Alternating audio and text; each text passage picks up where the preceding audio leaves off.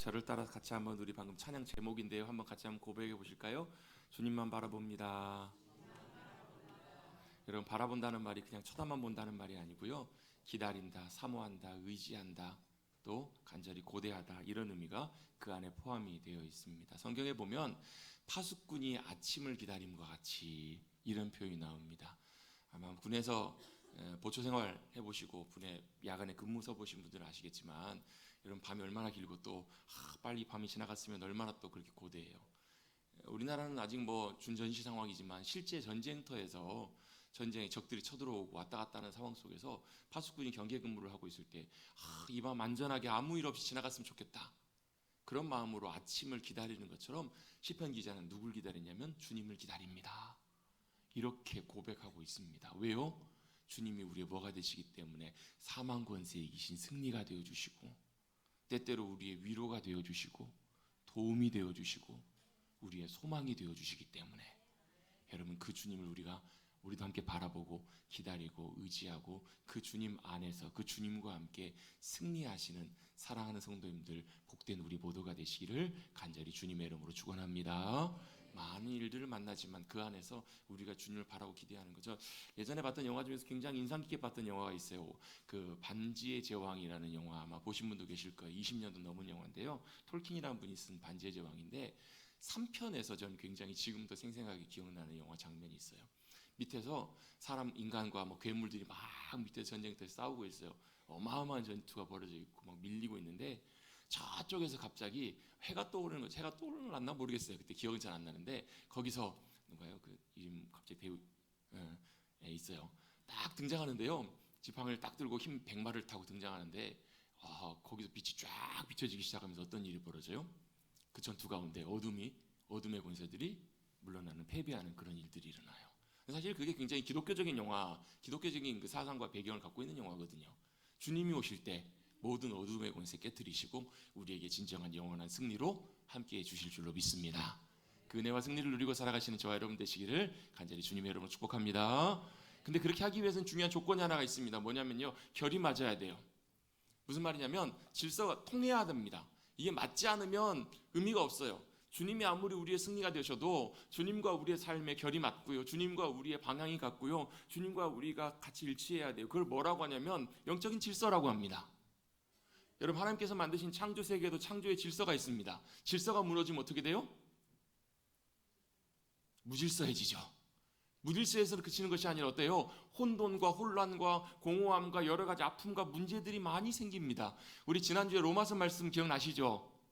피조물들도, 피조 세계도 뭘 기다리고 있다고요? 회복된 하나님의 아들들, 하나님의 자녀들을 기다리고 있다고. 왜요?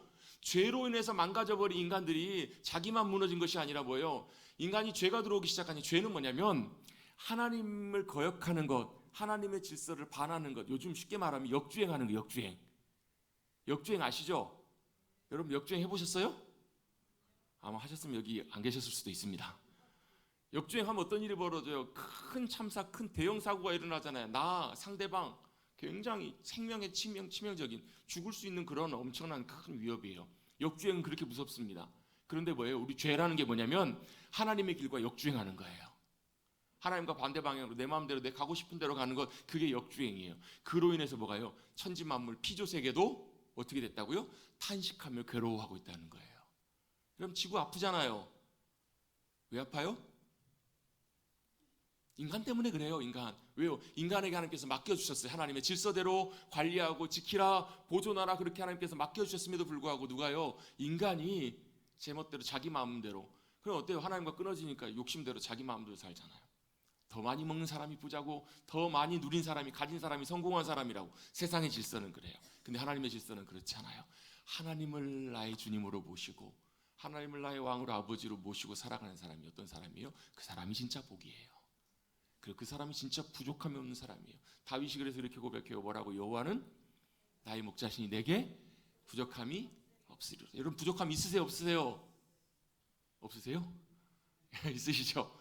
부족함 많이 있으세요. 여러 가지로, 뭐 돈만 얘기하는 것이 아니라, 뭐 물질만 말씀드리는 것이 아니라, 여러분, 우리의 삶에는 건강도 부족하고요, 많이 부족해요. 저도 막 요즘 여기저기 막 문제들이 많이 생겨요. 여러분, 제가 눈에 뵈는 게 없습니다. 제가 지금 농담이 아니고요. 제가 그 지난주에 지지난주에 우리 김양기 장로님 원로 장로님 그 장례식 마치고 그 다음 날 갑자기 점심을 먹고 있는데 갑자기 눈에가 뭐가 이렇게 뭐 머리카락 같은 게 뭐 보이기 시작해요. 그래서 하나가 보이길래 비문증인가 해가지고 어찌할까 하는 막 오후 되니까 막 이게 막 이것저것 막 많이 생겨요. 막 눈에가 뭐 좀 이상하다 싶어가지고 안과에 가서 한번 검사를 한번 해봐야 되겠다 해서 병원을 갔더니 의사 선생님이 심각한 표정으로 검사를 해봐야 된다는 거예요. 눈에다 약을 넣고 동공을 열고 검사를 해봤어요. 검사 결과가 뭐라고 하냐면 망막이 떨어졌대요. 망막이 이렇게 약간 이제 덜렁덜렁 떨어져가지고 이게 이제 안구가 붙어 있는데 나이가 먹으니까 이제 이게 노안이 오면서 이걸 당겨가지고 이제 망막이 이렇게 마치 물 먹은 벽지 덜렁덜렁거린 것처럼 이제 떨어져가지고 안에 이제 출혈도 있고 그렇다는 거예요. 그래가지고 어떻게 했는가 레이저로 이렇게 박음질을 했어요. 눈 안에 망막을 이렇게 자 박음질을 하고 큰 병원으로 빨리 가보라고 해서 이제 그 다음 날 이제 우리 어르신 잔치가 있어가지고 같이 모시고 갔다 오고 그 다음 날 이제 큰 병원을 갔더니 거기만 그런 것이 아니고 밑에도 그렇다고 그 위아래로 다 또 꼼꼼하게 바느질을 얼마나 꼼꼼하게 해주시는지 그냥 레이저로 다 꼼꼼하게 하고 일주일에 오라고. 지난주에 또 갔더니 혹시 왼쪽도 그러면 오른쪽도 그렇다고 그럴 수 있다고 해서 오른쪽도 검사해봤더니 아니나 다를까 이쪽도 좀 증상이 있다 그래가지고 이쪽도 양쪽 다 눈쪽 양쪽에 다 여기 바느질한 사람입니다. 뭐 다 보이는 건 보이지만 시야가 굉장히 많이 좀 불편해. 한쪽이 막 밤에는 어두워서 빛이 잘 안 들어오고. 여러분 조심하십시오. 제가 눈에 뵈는 게 없어서. 여러분 이게 뭐예요? 질서들이 건강한 삶의 질서들이 무너지기 시작해요. 여러 가지 문제들이 생겨요. 건강에 문제가 생기기 시작하고요. 경제적인 문제뿐만 아니라 관계 문제 생기고 여러분 세상에 여러분 얼마나 많은 문제들이 있어요. 그 모든 것들이 다 어디서부터 시작한 건가? 이 땅에 뭐가요? 생명의 주인이시고 이 땅에 모든 것들을 창조하시고 질서로 이끄시는 하나님의 질서가 무너질 때 그런 일들이 생겨요. 그럼 뭐 해야 되겠어요? 아프면 어떻게 해야 돼요? 치료받고 다시 정상으로 되돌려야 돼요. 회복해야 돼요. 다시 몸의 질서대로 회복할 수 있도록 다시 그 치유의 과정들이 필요해요. 그런데 그건 여러분 육신에만 필요한 것이 아니라 우리의 모든 인생에도 필요하고요. 우리의 영적인 삶에도 필요해요. 그것이 회복되는 것이 바로 우리의 믿음의 삶이고 어긋난 것이 다시금 되돌아오는 것이 우리의 삶의 모든 영역에 너무너무 중요해요. 여러분 영혼도 그렇게 회복돼 가시고 육신도 가정도 여러분의 삶의 모든 자리자리들도 하나님의 놀라운 질서 가운데 회복될 수 있는 저와 여러분 우리 모두가 되시기를 주님의 이름으로 축복합니다. 그게 맞춰지면 뭐가 좋은데 그게 복이에요. 그게 맞춰지는 것이 하나님의 역사하시는 하나님의 은혜가 임하는 하나님이 우리 승리라고 하나님이 우리의 소망이라고 의지할 뿐이라고 고백했는데 그 실제가 우리의 삶에 실제 임하게 돼요. 그래서 하나님께서 때때로 우리에게 어때요? 광야와 같은 어려움을 주시기도 하세요. 왜요? 야 진짜 공급자가 누군지 아느냐? 진짜 도움이 누군지 아느냐? 진짜 너의 승리와 위로가 누군지 아느냐? 누구시라는 거예요? 나의 하나님, 나의 주님이십니다. 그걸 고백하고 경험하시게 하기 위해서 어려움도 주실 때도 있고 고난과 광야의 길로 인도하실 때도 있다 없다?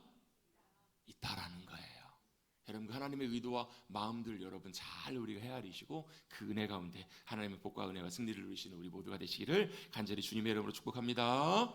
이 앞에 왜 제가 이 부분들을 많이 말씀을 드렸는가? 어디에도요 우리 삶에도 개인에도 우리의 관계에도 우리의 가정에도 우리의 부부에도 이런 회복의 놀라운 은혜가 필요하기 때문에 그래요.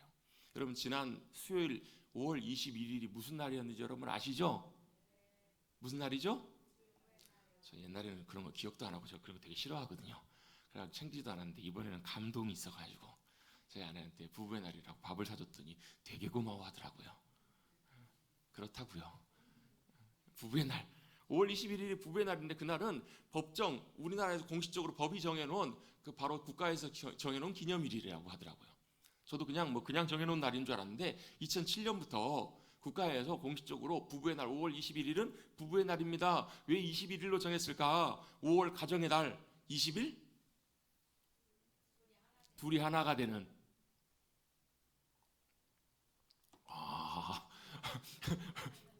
우리 권사님 엄청난 깨달음이 있으셨습니다. 누가 그러더라고요. 교회 다니는 사람들이 제일 좋아하는 숫자가 뭐냐고. 이건 재미도 없는 건데 제일 좋아하는 숫자가 뭐냐 그랬더니 61이래요. 예수는 하나. 예수는 하나. 21일 뭐예요? 둘이 하나. 그래서 그런지 모르겠는데 이 부부의 날을 원래 처음에 주장하고 원래 처음에 이제 제안하고 했던 분이 목사님이시라고 하더라고요. 1995년인가 1995년인가 목사님이 이제 가정이 소중하고 부부가 서로 화합하고 소중한 것을 깨우치고 그렇게 하자는 의미로 제안을 해가지고 최초로 그렇게 이제 시작이 돼서 2007년도에 이제 공식화가 됐다라는 거예요.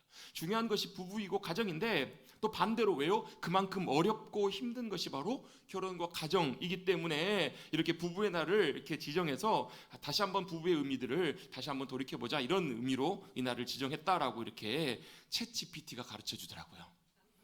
검색해 보니까 인공지능에 물어보니까 그렇게 가르쳐 줘요. 여러분 성경에서도 우리에게 똑같은 말씀을 합니다. 가장 첫 인류인 아담 그리고 누가요?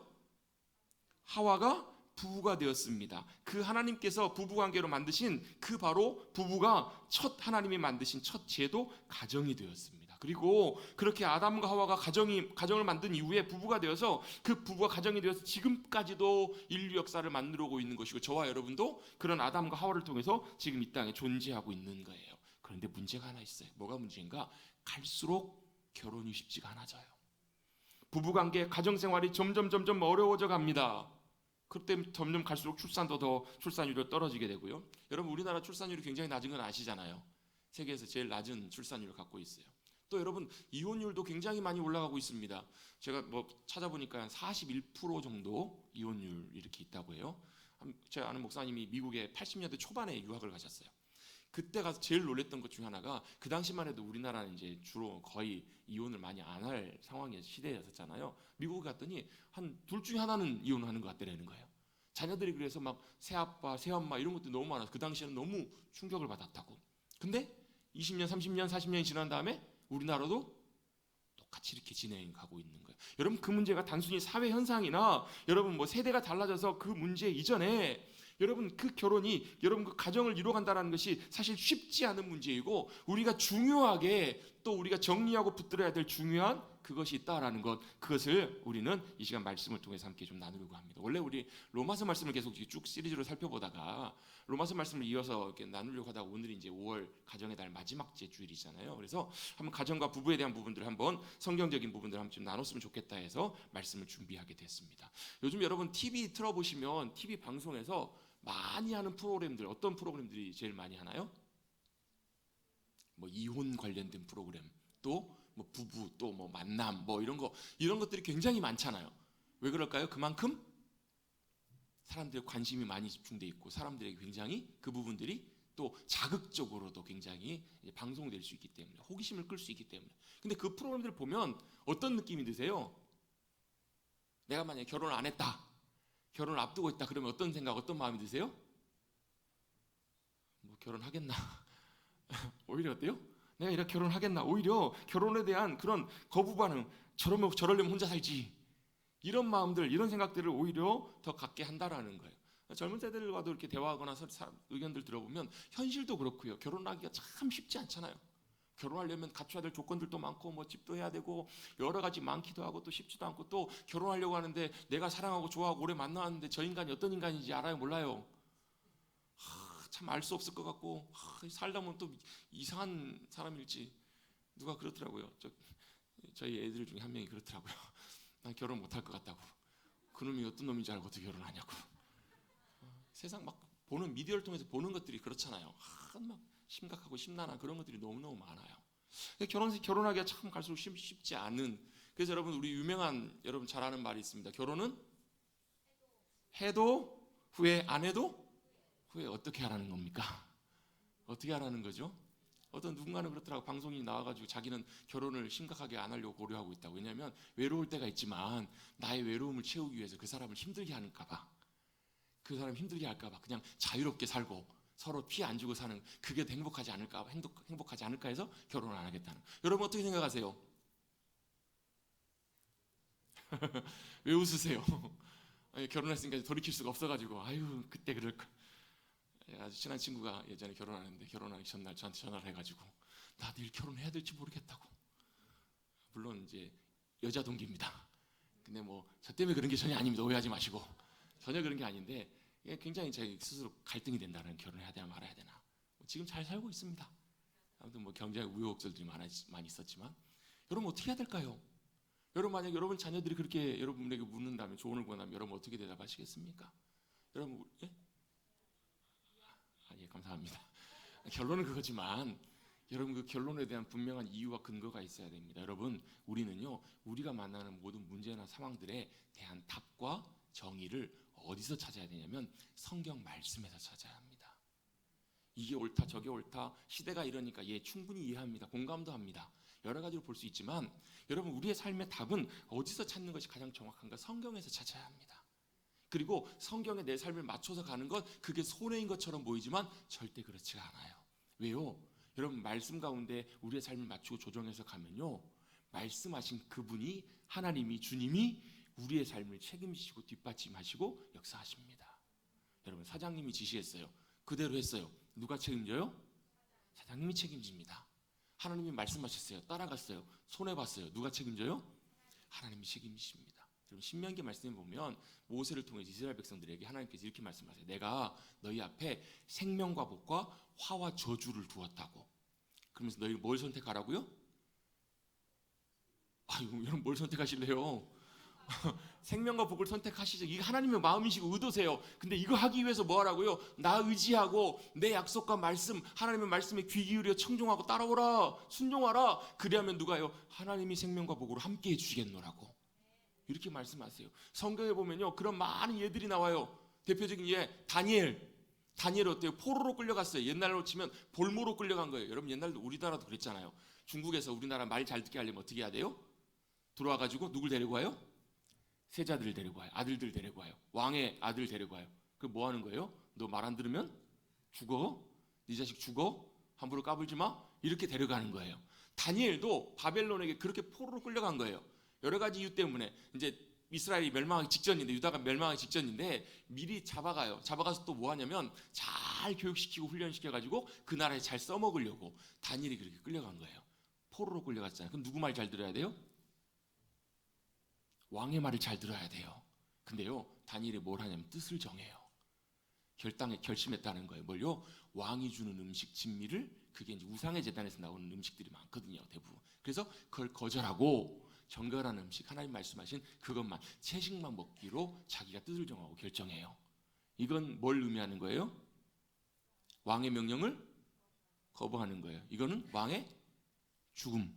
왕이 죽여도 더 이상 할 말이 없는 상황이에요. 그 말은 뜻을 정해서 내가 말씀대로 살아가겠습니다. 이건 뭐 하는 거냐면 내가 목숨 걸고 내가 죽을지라도 하나님 말씀에 순종해서 뜻을 맞추어서 가겠습니다. 이런 의미잖아요. 근데 그랬더니 어떤 일이 벌어져요? 왕의 진미. 여러분 왕이 주는 음식이 여러분 얼마나 좋겠어요. 막 얼굴에 막 기름지고 막 얼굴이 살찌고 막 달덩이처럼 그들은 그랬겠죠. 근데 그들보다 누가 더 얼굴이 좋아요? 다니엘과 친구들의 얼굴이 더 훨씬 더 빛이 나요. 왜 그럴까요? 몰래 좋은 거 먹어서요? 채식했으니까 그래서 그럴까요? 아니요. 하나님이 다니엘과 친구들 가운데 함께 하세요. 은혜로 역사하세요. 그랬더니요 그들보다 훨씬 더 탁월한 거기뿐만 아니라요 지혜를 10배나 더 하세요. 그래서 다른 이들이 깨닫지 못하는 것들로 깨닫게 하시고 보게 해주시는 은혜가 그로 인해서 어때요? 다니엘과 세 친구들이 왕으로부터 인정받고 높은 자리에 하나님께서 앉혀주시는 역사를 경험해요. 심지어는 뭐요? 사자굴에서도 그들을 건져주세요. 뭐 때문에 그래요? 말씀의 뜻을 맞추고 삶을 맞춰서 나아갈 때 그런 승리와 놀라운 역사가 다니엘의 삶 가운데 함께하였다. 이 여러분 이야기가 저와 여러분의 이야기가 될 수 있게 되기를 간절히 바랍니다. 말씀의 뜻에 맞춰서 말씀의 길들을 걸어갔더니 누가요? 하나님이 뒷받침하시고 역사하시더라. 이게 복의 길이고 생명의 길이에요. 그래서 어때요? 시편을 시작하는 시편 1편에서는 이렇게 말씀해요. 복 있는 사람은 어떤 사람이래요? 여러분 복 있는 사람이세요? 복 있으세요? 복 있으라. 여러분 복 받는 분이세요? 하나님이 우리의 복이 되실 때 저와 여러분이 복을 누리고 살잖아요. 근데 복 있는 사람은 어떤 사람이래요? 악인의 길, 죄인의 자리, 오만한 자리에 앉지 아니하고 오직 하나님의 말씀, 여호와의 말씀을 묵상해요. 읽어요. 늘 말씀에서 나에게 말씀해 주시고 깨닫게 하시는 대로 어떻게 해요? 그걸 즐거워하면서 따라가요. 그랬더니 어때요? 시냇가에 심기운 나무처럼 시절을 쫓아 과실을 맺고 잎사귀가 마르지 않아요. 가뭄이 와도요. 광야에 심겨 있어도요. 시냇가에서 늘 끊임없이 물을 공급받는 나무는 어때요? 말라 죽지 않아요. 열매를 맺어요. 여러분, 저와 여러분이 시냇가에 심기운 나무처럼 복 있는 자가 되시기를 축복합니다. 그게 바로 믿음으로 내 삶을 맞춰서 가는 삶이에요. 그렇다면 무엇도요? 내 삶도 내 가정도, 만남도, 내 자녀들의 결혼도, 부부관계도 어디에 맞춰야 될까요? 요즘 누가 결혼해? 결혼해가지고 고생해. 그런데 그게 아니라 어디에 맞추는 거예요? 하나님의 말씀에 내 삶을 맞춰보는 거예요. 여러분, 그렇다면 그것을 하기 위해서 여러분 결혼, 성경에서 말씀하는 결혼이 무엇인가, 또 왜 해야 되는가, 어떻게 해야 되는가, 그것들을 살펴볼 필요가 있습니다. 성경에서는 결혼을 뭐라고 하는가? 여러분, 결혼이 뭔가요? 왜 꿀을 드셨습니까? 여러분, 결혼이 뭐죠? 일부 때는 그래도 누가 대답하시던데 결혼이 뭐죠? 그 말씀 일부 때도 하시더라고요. 남녀가 합하여 둘이 하나가 되는 게 결혼이다. 맞죠? 안 믿는 사람들은 뭐라고 해요? 서로 사랑해서 결혼해서 함께 사는 것, 이걸 결혼이라고 하잖아요. 근데 성경에서는 결혼은 뭐라고 말씀하는가? 성경에서는요, 결혼을 이렇게 얘기합니다. 결혼은 내가 하는 것이 아니라 하나님께서 가장 먼저 창조하시고 만드신 제도가 결혼이라는 거예요. 여러분, 우리 결혼은 서로 사랑해가지고 서로 남녀가 서로 만나가지고 이게 결혼이지 라고 생각하는데요, 성경에서는요, 그거보다 더 먼저 성경에서 결혼은 뭐라고? 결혼은 하나님이 만드신 거라고요. 예, 결혼이 뭐라고요? 자, 한번 같이 따라해 보겠습니다. 결혼은 하나님이 만드셨습니다. 여러분, 하나님이 만드시고 시작하신 일이 결혼이에요. 그래서 하나님께서 인간을 만드시고 세상을 만드시고, 제가 아까 GPT 얘기했잖아요. 제가 물어봤어요. 성경에서 말씀하는 결혼의 의미가 뭐냐, 결혼이 뭐냐를 물어봤더니 이렇게 대답하더라고요. 하나님이 처음부터 계획하신 거룩하신 제도가, 거룩한 기관이 바로 결혼이래요. 맞아요? 틀려요? 맞죠? 정확하죠? 결혼 누가요? 우리가 한 것 같지만 실제로는 하나님이 만드셨다고요. 창세기에 하나님께서 천지 만물을 다 지으시고 마지막에 누굴 만드셨냐면 아담을 만드셨어요. 그리고 아담에게 뭘 하셨어요? 다 맡기셨잖아요. 오늘 본문에도 보면 그 내용이 나오잖아요. 천지 만물을 맡기셔가지고 동물들이 아담에게 나와요. 너 사자다. 이러면 뭐가 된 거예요? 사자가 된 거예요. 너 기린이야. 그럼 뭐가 돼요? 기린이 돼요. 이 권한을 누구에게 주셨다고요? 아담. 이거 원래 하나님이 하셔야 되잖아요. 하나님이 만드셨으니까. 근데 여러분, 이름을 짓고 그걸 규정하는 것을 아담에게 맡기셨다는 얘기는 그 모든 권한을 아담에게 맡겨주신 거예요. 이 땅을 다스려라. 이 땅을 하나님의 통치 질서대로 잘 관리하라라고 하나님께서 만드셨어요. 아담을 다 만드셨는데 하나님 보실 때 딱 한 가지 부족한 것이 있었어요. 하나님 보실 때 딱 걸리는 게 하나 있었다고요. 우리 18절 말씀 한번 같이 한번 우리 살펴보겠습니다. 18절 한번 읽어볼게요. 시작. 여호와 하나님이 이르시되 사람이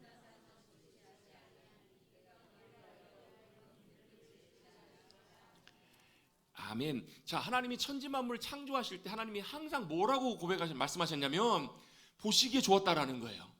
하나님 마음에 들게 천지 만물을 지으셨어요. 아름답게 하나님의 의도대로. 여러분, 작품을 만들고 그림을 그릴 때 누구 마음대로 그림을 그려요? 내 마음대로 그림을 그리고 내 마음대로 작품을 만들잖아요. 그럼 어떻게 돼요? 실력 있는 사람은 좋은 작품이 나올 것이고 실력이 없는 사람은 그냥 엉망으로 나올 것이고. 근데 여러분, 하나님은 어떠세요? 그 손길이 능력이 한이 없으신 분이세요. 완전하신 하나님이세요. 그 말씀이 능력이 있어요. 그것으로 천지 만물을 지으셨어요. 그러면 천지 만물은 완전해요. 아름다워요. 하나님 보실 때도 참 기뻐하실 만한 그런 천지 만물로 하나님이 지으셨어요. 그리고 아담까지 딱 만드셨는데 한 가지 부족한 것이 딱 하나 있어요. 그게 바로 뭐냐면 아담이 혼자 있는 거예요. 하나님도 여러분 어때요? 하나님, 아들, 예수 그리스도, 하나님의 영이신 성령님이 사랑 안에서 완전히 하나 하세요. 그걸 뭐라고 해요? 삼위일체 하나님이라고 하잖아요. 하나님도 한 분이시지만 세 분이세요. 이거 이해하기 어렵지만 한 분이시지만 세 분이세요. 세 분이 함께 하나 하신 분이시라고요. 함께 사랑 안에서 완전한 하나세요. 근데 누구는요? 아담은 혼자 있는 거예요. 아담이 혼자 있는 거예요. 그게 보기에 좋지 않으셨던 거예요. 그래서 아담을 통해서 누구를 만드세요? 하와를 만드세요. 그게 하나님의 창조의 마지막 퍼즐이에요.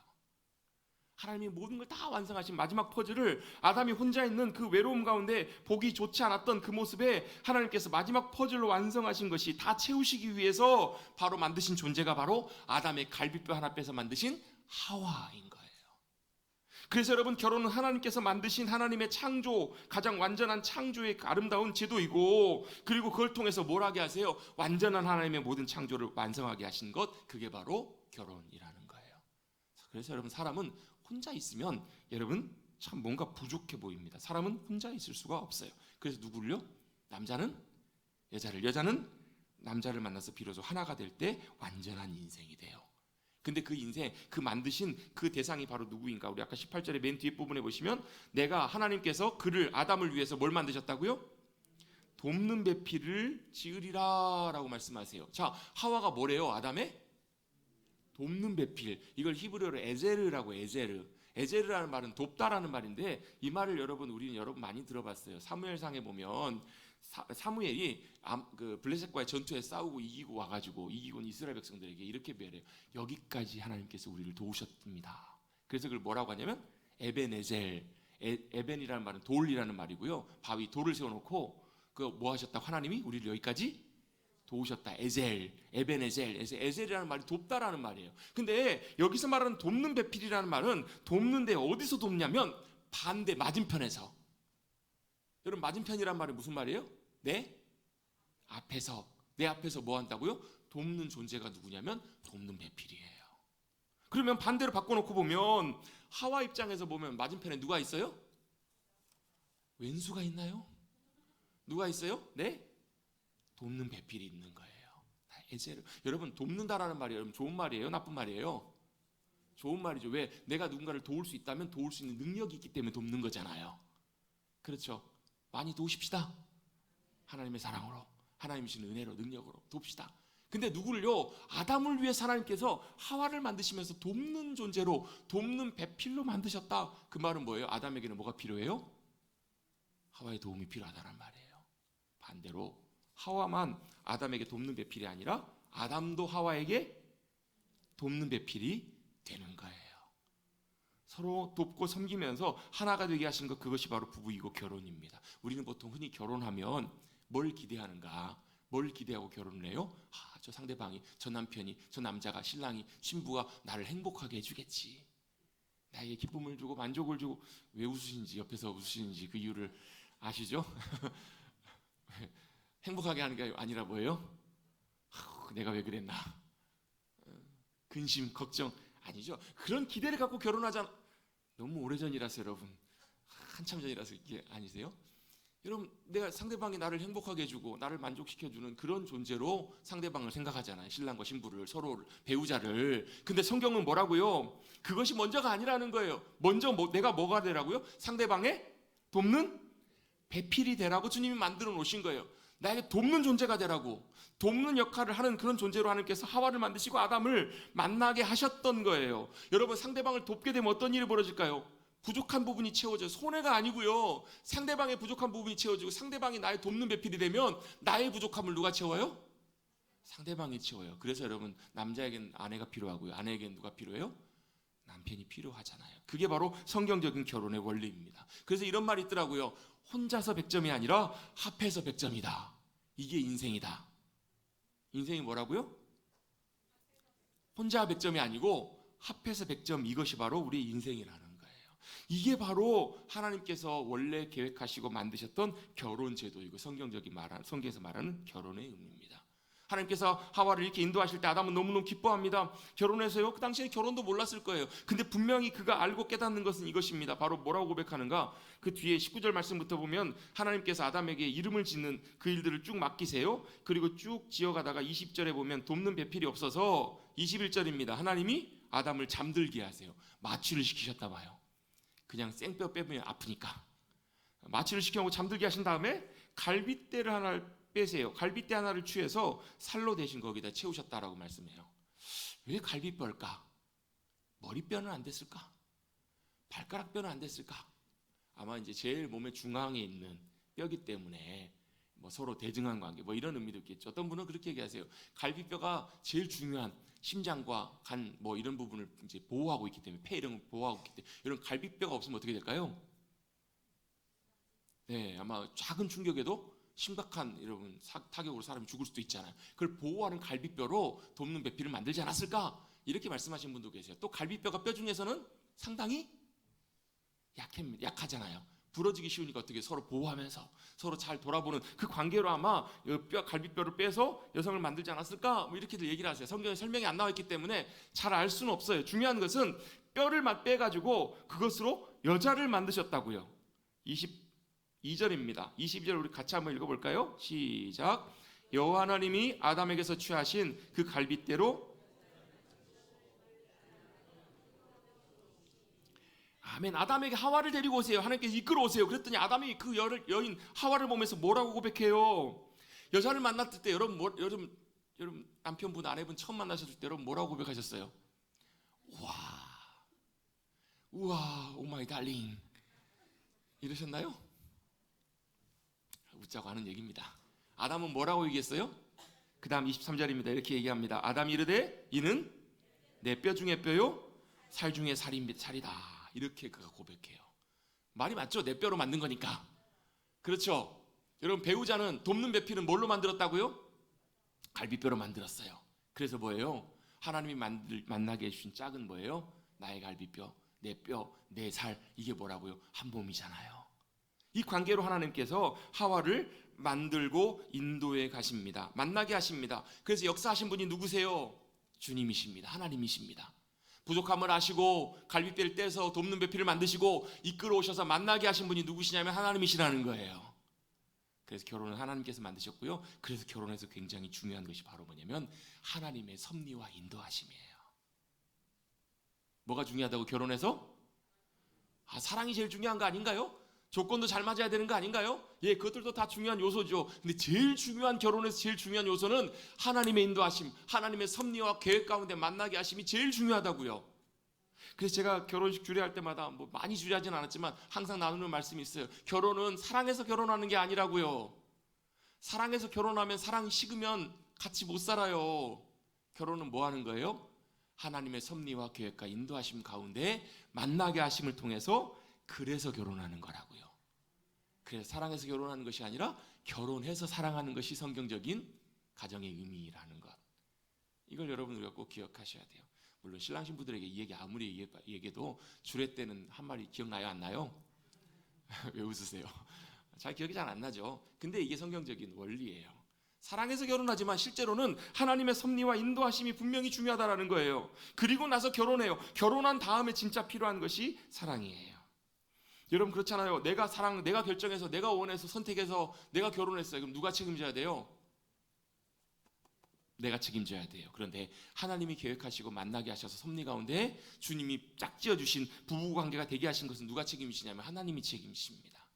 그래서 여러분 결혼에서 굉장히 중요한 것이 바로 하나님의 인도하심이에요. 아담을 하나님께서 하와를 아담에게 이끌어 오셨어요. 데리고 오셨다고요. 인도하셨다고요. 여러분 이걸 잘 보여주는 성경의 스토리가 있습니다. 창세기 24장에 보면 이삭과 리브가가 만난 장면이 나와요. 성경에서 제일 대표적인 결혼에 대한 장면들인데 여러분 나는 결혼했는데 왜 결혼에 대한 말씀을 드려야 돼? 나는 결혼하고 상관이 없는데 왜 나를 드려야 돼? 예, 이렇게 생각하시는 분도 계세요. 여러분의 자녀들, 여러분 다음 세대를 위해서 또 부부관계를 위해서 이게 성경적인 의미의 결혼이구나. 또 여러분 자녀들 위해서 기도하세요 안 하세요? 하시죠. 뭐 위해서 기도하세요? 예. 여러 가지 많은 중요한 것들이 있지만 제일 중요한 것 중에 하나가 결혼이에요. 왜요? 혼자 살아가는 인생이 이제 둘이 같이 걸어가는 인생이 돼야 되기 때문에 그래요. 그래서 여러분 성경적인 결혼 또 여러분 믿음의 배우자 위해서 여러분 꼭 기도하시는 것이 너무너무 중요하기 때문에 이런 내용들을 나누는 거예요. 여러분 성경에서 결혼에 대한 굉장히 좋은 모델이 바로 이삭과 리브가의 만남이에요. 아브라함이 이삭을 몇 세에 얻어요? 늦둥이로 얻죠. 늦둥이도 너무 늦었어요. 100세 하나님께서 아들을 선물로 주십니다. 자, 아들이 자라가네요. 아브라함도 늙어가요. 이삭이 1살 때 아브라함이 100살이에요. 그럼 여러분 어떻게 했어요? 20대 30대만 돼도 아브라함은 이미 120, 130 넘어가요. 나이가 많이 먹어가니까 아브라함도 아마 걱정이 됐던 것 같아요. 배우자를 위해서 준비하기 위해서 누구를 부르냐면 아들과 같은 자기의 양아들 삼으려고 했던 다메섹 사람 엘리에셀을 불러요. 충성스러운 종이었어요. 그에게 부탁을 합니다. 뭘 부탁을 해요? 이삭의 배우자를 찾아달라고, 찾아서 데리고 오라고, 이런 부탁을 합니다. 여러분 이 부탁이 쉬운 부탁이에요? 어려운 부탁이에요? 굉장히 어려운 부탁이에요. 또 중요한 부탁이죠. 왜? 아들의 인생이 달린 문제니까요. 이 엘리에셀도 굉장히 고민됐을 거야 돼요. 여러분이 만약에 엘리에셀이면 어떻게 하시겠어요? 걱정이 많이 되셨겠죠. 왜? 아버지와 같은 충성스러운 주인의 명령이니까 잘해야 되겠잖아요. 고민했을 거예요. 어려웠을 거예요. 그런데 엘리에셀은 어떻게 하는가? 기도했습니다. 뭐라고 기도했는가? 하나님, 하나님께서 부르셔서 인도하신 나의 주인 아브라함, 이 아브라함에게 주신 약속의 자녀 이삭의 뭘요? 배우자를 하나님께서 인도해 주시라고, 만나게 해 주시라고 기도했어요. 그래서 하나님께 이런저런 기도의 내용들로 하나님께 만나게 해달라고 기도했어요. 근데 어떻게 해요? 그가 기도가 마치기도 전에, 끝나기도 전에 하나님께서 어떻게 해요? 리브가를 만나게 하세요. 엘리에서는 이렇게 표현합니다. 뭐라고 표현하는가? 순적하게 만나게 하셨더라고. 여러분 같이 한번 고백해 보겠습니다. 순적하게 만나게 하십니다. 누가요? 주님이요. 주님의 인도하심이 있을 때 순적하게 순전하게 만나게 하세요. 여러분 그래요. 하나님께서 놀랍게 인도하시면 이런 귀한 만남들이 약속되어 있어요. 그렇게 주님이 역사하세요. 여러분 물론 그럴 때가 있습니다. 아직 때가 아니어서, 아니면 또 남자와 여자가 아직 준비되지 않아서, 우리 자녀들이 아직 믿음으로 온전하게 준비되지 않아서 하나님께서 그 관계들을 열어가지 않으실 때도 있어요. 그런데 우리가 믿음 가운데 은혜로 잘 준비되고 든든하게 서게 되면 하나님께서 놀랍게 반드시 만나게 하시고 역사에 가시는 은혜를 경험하게 하십니다. 왜요? 인도하시는 분이 주님이시기 때문에 그래요. 이삭을 하나님께서 리브가를 놀랍게 만나게 하시는 인도하심으로 함께 해주십니다. 그것이 바로 주님의 섭리와 역사하심이에요. 그래서 한번 꼭 확인해 봐야 돼요. 정말 하나님, 이 사람이 나의 배우자입니까? 하나님 인도하심입니까? 하나님 만나게 하신 섭리 가운데 만나게 하시는 사람입니까? 라고 물어보고 확인할 필요가 있어요. 우리 자녀들을 위해서 기도하실 때도 마찬가지고요. 그런 기도가 참 중요하고 필요합니다. 저도 개인적으로 벌써 이제 20년 됐더라고요. 20년 전에 제가 20 후반, 제가 29에 이제 아내를 만나서 31월에 결혼했는데요. 29에 저도 참 고민이 많았어요. 왜 고민이 많았을까요? 제가 마음에 어렸을 때 곰곰이 생각하길, 제가 결혼하면 몇 살쯤 할까? 한 28쯤 할 것 같더라고요, 느낌이. 그쯤 하면 제일 제 이제 결혼할 때만 해도 그때쯤이면 이제 적당할 것 같아서 그렇게 28쯤 결혼할 것 같다 싶었는데 제가 28이 넘어가요. 변변치 않은 연애도 제대로 못하고, 그러다 보니까 놀라시네요. 그랬어요. 그러다 보니까 이제 결혼할 수 있을까 걱정이 돼요. 결혼 어떻게 해야 되나 막 고민이 많이 되더라고요. 막 고민됐는데 아직도 기억이 나요. 그때가 6월이었었거든요. 6월 중순 좀 넘어서였던 것 같은데요. 그때 이제 제가 막 여러 가지 마음도 심란하고 그래가지고 기도하러 갔는데 철야 기도를 하러 갔어요. 제가 섬기는 교회는 이제 철야 기도가 이제 저녁에 끝났기 때문에 제가 갔던 교회는 이제 말 그대로 진짜 10시부터 시작해서 5시까지, 새벽 5시까지 진짜 철야하는 그런 교회였어요. 그래서 기도하고 있는데 한참 막 고민되고 막 마음에 그때 막 복잡했었거든요. 여러 가지로. 이렇게 해야 되니 말아야 되니 연애는 아니지만 이래가지고 복잡한 상황 속에 좀 있었어요. 막 고민하고 기도하고 있는데 답이 나오나요? 막 한참 기도하고 있는데 한 새벽 2시쯤, 3시는 안 됐던 것 같고 2시쯤인 것 같아요. 그때 갑자기 기도하다가 제 마음속에 찬양이 한 곡이 생각났어요. 갑자기 찬양이 싹 떠오르는데 그 찬양이 무슨 찬양이었냐면 이 찬양이었어요. 주님 말씀하시면 내가 나아가리라. 주님 뜻이 아니면 내가 멈춰서리라. 그 다음 가사 여러분 혹시 아세요? 제가 가르쳐 드릴게요. 나의 가고 서는 것 주님 뜻에 있으니 오 주님 나를 이끄소서. 이 고백이에요. 이 고백을 찬양이 생각나서 기도하면 이 찬양을 하게 되는데요. 그렇더라고요. 주님, 진짜 주님이 가라고 하시면 가고 멈춰서라고 하시면 멈추겠습니다. 이거 그만두라고 하시면 그만두고 정리하라고 하시면 정리하겠습니다. 나의 가고 서는 것 누구에게요? 주님께 있습니다 라고 믿음으로 고백이 나오더라고요. 근데 제가 참 개인적으로 참 심란한 상황이었는데 그렇게 믿음으로 고백하고 나니까 주님 나를 이끄소서, 주님이 나를 이끄십니다. 그런 마음에 확신과 평안함이 믿음으로 생겼던 것 같아요. 그 다음 가사가 뭐예요? 뜻하신 그곳에 내가 있기를 원합니다. 주님이 계시는 그곳에 있기로. 이게 여러분 광야 이스라엘 백성들 인도하신 하나님의 인도하심에 약간 모티브가 비슷한 찬양의 모티브거든요. 이게요. 우리의 삶을, 제 삶을, 제 만남과 결혼도 결국은 누가요? 주님이 인도해 주시고 주님이 섭리하신 계획 가운데 역사해 주셔야만 그게 될 일이더라고요. 그 주님 앞에 믿음을 맡기고 순종하겠습니다. 주님 따라가라는 대로 말라고 하시면 말고 그만두라고 하시면 그만두겠습니다 라고 그렇게 고백하고 기도하고 나서 그 다음 달 7월에 아내를 만났어요. 근데 그때 만날 때는 그냥 얼굴만 보고 이렇게 밥만 그때 모임 있어가지고 만나서 밥만 보고 이렇게 밥 먹고 끝났는데, 그리고 나서 희한하게 2달 뒤에 또 그 자리에 또 만나가지고 그러다 보니까 어떻게 하다 보니까 이상하게 이렇게 돼가지고 연애를 하게 돼가지고 이렇게 해가지고 이제 4개월 만에 이제 만난 지 6개월 만에 4개월 만에 이제 결혼을 하게 됐어요. 근데 돌아놓고 보면 참 감사해요.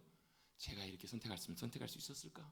제가 결혼하기 전에 진짜 고민했던 게 하나 있었거든요. 제가 성격이 좀 불같아가지고 불이 어때요, 여러분? 불은 확 타올랐다가 확 사그라들어 버리거든요. 제가 성격이 그랬거든요. 막 뭐 좋아하면 막 불처럼 올라갔다가 그게 싹 식으면 뒤도 안 돌아보는. 그래 제일 걱정됐던 게 뭐냐면, 주님, 제가 만약에 결혼해가지고 뜨겁게 열렬히 저 사람 사랑해가지고 결혼했는데 그 싹 식으면 어떡해요? 그게 제일 그때 고민이었어요. 20대 때 제일 큰 기도 제목이었어요. 그래 어떻게 해요? 하나님 책임져 주세요. 하나님 잘 사랑하고 잘 살 수 있도록 도와달라고 그렇게 기도했더니요, 참 감사하게 하나님께서 그 기도를 잘 들어주셔가지고 그렇습니다. 참 아무튼 감사해요. 시간이 지날수록 물론 지금도 여전히 티격태격 싸우고 지금도 여전히 그렇습니다. 마음에 안 들고 미울 때도 많지만 그래도 감사한 건 그때보다 조금씩 시간이 지나면서 더 하나님의 은혜 가운데 더 사랑하게 되고, 정말로 귀한 하나님이 만나게 해주신 귀한 돕는 배필이구나라는 그런 생각이 참 많이 들어요. 결혼은 여러분 어떻게 하는 거예요? 하나님의 섭리와 인도하심 가운데 하는 것이 결혼이에요. 이미 늦었다. 괜찮습니다. 그냥 그렇게 받아들이시고 그렇게 주님의 인도하심이라고 믿고 고백하고 나가십시오. 자녀들을 위해서도 그렇게 기도해 주시고 우리의 믿음의 삶을 위해서도 여러분 주님의 섭리와 인도하심이 함께 해 주시도록 그렇게 여러분 기도하고 나가시는 저와 여러분 우리 모두가 되시기를 간절히 바랍니다. 당연히 사랑해서 결혼하죠. 사랑도 필요해요. 근데 진짜 사랑이 필요한 건 언제예요? 결혼하고 사랑이 필요해요. 결혼하고 부부가 되었습니다. 그럼 뭐 해야 돼요? 여러분 리브가를요, 이삭이 이렇게 만나게 돼요. 리브가를 이렇게 인도해서 이삭을 만납니다. 이삭이 어떻게 하는지 아냐면 이렇게 해요. 어떻게 해요? 그를 맞아들여요. 그리고 그 어머니의 방으로 모셔드리고 방을 내주며 사랑하였더라 이렇게 표현돼요. 하나님의 섭리 가운데 만나게 되었던 이제는 뭐예요? 사랑하게 돼요. 왜? 결혼한 다음에 진짜 필요한 것이 진짜 사랑이잖아요. 여러분 사랑은 감정만이 아니에요. 사랑은 의지이고 결단이에요. 어떻게 여러분 두 존재가 두 사람이 만나서 같이 살아요? 하나가 돼요? 여러분 1 더하기 1이? 2지 어떻게 1 더하기 1이 하나가 되냐고요. 근데 그걸 가능하게 하는 방법이 있어요. 그게 바로 뭐냐면 사랑이에요. 사랑. 그래서 여러분 부부는, 가족은, 만남은, 관계는 반드시 뭐가 필요하냐면 사랑이 필요해요. 그래서 여러분 결혼한 다음에 사랑해야 돼요. 감정은 식을지라도 그때 진짜 필요한 것이 바로 뭔가 사랑이에요. 왜? 사랑은 뭐라고 성경에서 이렇게 설명하잖아요. 사랑은 오래 참고, 사랑은 온유하며, 사랑은 시기하지 않으며, 사랑은 자랑하지 않으며. 여기 쭉 몇 가지가 나와 있냐면 15가지가 나와 있어요. 15가지가. 근데 제가 항상 이 설교할 때마다 집에 돌아가면 면목이 없어요. 왜요? 첫 번째부터 걸려요. 첫 번째부터 땡이에요. 땡. 사랑은 땡땡땡. 왜요? 사랑은 오래 참는 것인데 오래 참아져요? 안 돼요? 안 돼요. 모르겠습니다. 저는 안 돼요. 안 돼요. 사랑은 오래 참고 사랑은 온유하며. 온유하기는요, 다른 사람한테는 온유해도 사랑해야 될 사람에게는 온유하지 못한 게 혹시 우리 사랑은 아닌지 모르겠습니다. 시작부터 탁 막혀요. 왜요? 우리가 진짜 사랑을 하려고 하면요, 우리의 노력과 우리의 마음만으로는 도저히 불가능해요. 그래서 뭐가요? 하나님의 사랑과 은혜를 경험하셔야 돼요. 그리고 우리 마음에 하나님의 사랑이 부어져야 진짜 하나님의 사랑으로 사랑할 수 있어요. 하나님의 사랑이 부어질 때 사랑을 오래 참. 여러분 눈앞에 그러고 있는데 어떻게 참아요? 예? 눈앞에 그러고 있는데 어떻게 참아요? 여러분 어떻게 참아요? 안 싸우려고 참아요? 아니요. 주님의 사랑으로 날 사랑해 준 그 주님의 사랑이 우리 마음에 부어지면 그 사랑으로 인내하고요, 그 사랑으로 온유하게 대할 수 있고요, 자랑하지 않고 시기하지 않고 기다려줄 수 있는 거예요. 여러분 주님이 주신 귀한 사랑으로 든든하게 세워져 가시는 부부, 가정, 우리 자녀들의 앞날 만남이 되시기를 주님 여러분 축복합니다. 결혼은요 주님의 섭리 가운데 만나요. 그리고 이제부터 뭐가 필요해요? 주님의 사랑이 필요해요. 또 뭐가 필요해요? 기도가 필요해요. 사랑으로 서로 사랑하고요, 그 다음에 믿음에 든든하게 세워지는 기도가 너무너무 중요해요. 말씀도 당연히 중요해요. 기도가 굉장히 필요한 이유가 있어요. 바로 뭐냐면 부부간에는 기도를 통해서 관계가 가까워질 수 있기 때문에. 그래 한 목사님에게 상담을 어떤 분이 요청하셨어요. 남자분인데요, 남편이 와서 상담을 요청해요. 목사님 어떻게 해야 될지 잘 모르겠어요. 뭐 가정이 다 화목하고 좋은데 아내가 한 번씩 가끔 소비벽이 있어가지고 백화점에 가서 명품을 산다는 거예요. 뭐 살 수 있죠. 그런데 가정이 그렇게 명품을 막 살 만큼 경제적으로 그걸 감당할 정도는 아니라는 거예요. 그럼 어떻게 해야 돼요? 그것 때문에 너무 아내한테 그 얘기를 하면 아내는 뭐라고 해요? 수고하고 고생한 자기를 위해서 그 정도 하는 거, 자기를 위한 선물 그 정도 하는 걸 갖고 뭘 그렇게 난리냐고. 여러분이 만약에 목사님이시면 여러분 어떻게 상담해 주실래요? 난감하죠? 어떻게 가서 아내하고 잘 얘기해 보시라고 그냥 빨리 보내야 되지 않겠어요? 이제 그런 얘기를 하셨대요. 실제로 그런 부분들은 부부가 같이 대화하면서 그런 부분을 얘기를 할 필요가 있다고. 근데 그러면서 목사님이 덧붙이셨는데 이게 참 제가 볼 때는 탁월한 좋은 조언이었던 것 같아요. 이런 부분들 분명히 말하는 건 필요해요. 근데 이 말을 하면 뭘 해요? 말을 하면 싸우잖아요. 말을 하면 싸워요. 여러분 솔루션은 이거예요. 상대방에게 말을 하면 싸움이 되지만 상대방에게 말을 하지 말고 하나님께 말을 하시라고. 상대방에게 말을 하면 싸움이 되지만 하나님께 말을 하면 이게 뭐가 돼요? 기도가 된다고. 이게 부부관계에서도 굉장히 중요하겠더라고요. 굉장히 탁월한 좋은 조언이었던 것 같아요. 관계가 쉽지 않잖아요. 갈등들이 있어요. 마음에 안 드는 것도 있어요. 얘기를 해야 돼요. 부부간에 대화도 필요합니다. 갈등도 풀어야 돼요. 근데 여러분 이걸 누구에게요? 상대방에게 말을 하면 상처가 되고 싸움이 되고 아픔이 될 수 있지만 이걸 누구에게요? 하나님께. 여러분 그래서 기도가 필요합니다. 여러분 기도하십시다.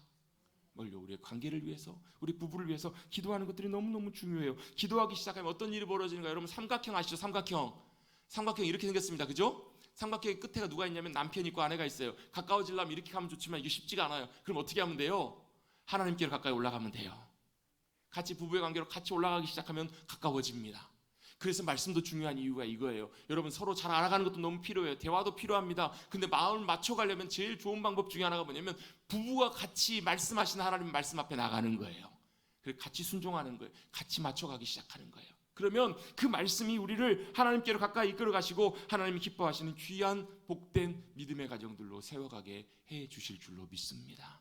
사랑이 필요하고요. 그래서 믿음의 기도와 말씀의 놀라운 은혜도 우리 모든 관계 가운데 필요합니다.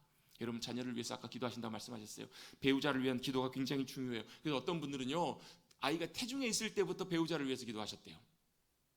여러분 지금이라도 혹시 필요한 가정들, 우리 사랑하는 손주들, 자녀손들 있으면 기도하십시오. 배우자를 위해서 기도하십시오. 하나님의 섭리와 인도하심 가운데 믿음으로 만나는 귀한 만남과 복된 결혼과 가정이 될 수 있도록.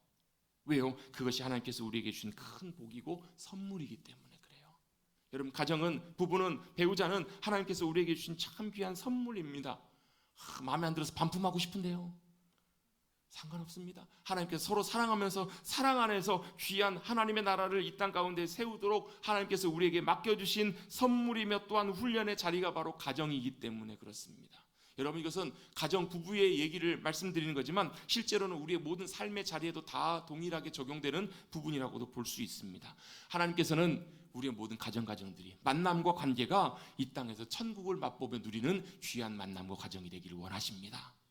여러분 이 땅에서 천국을 누리시고 부부가 서로 사랑으로 하나 되어서 인생에 서로 최고의 돕는 배필이 되시고, 여러분 좀 쑥스럽고 좀 그렇지만 집에 가셔서 혹시 계신 분들 한번 말씀해 보십시오. 집에 가셔서 당신은 하나님이 내게 허락해 주신 참 좋은 최고의 돕는 배필입니다.